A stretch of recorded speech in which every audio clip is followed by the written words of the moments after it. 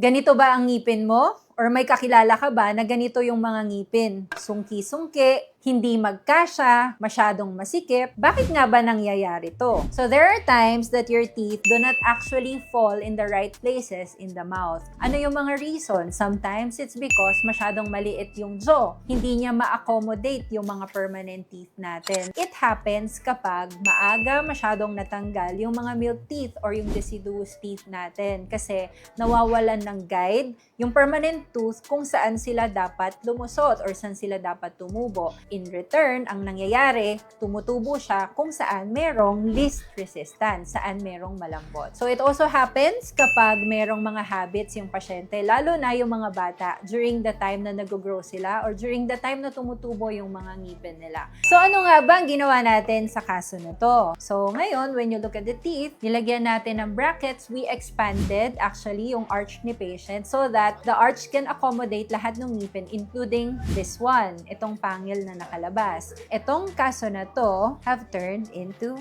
this. This is the before and this is the after.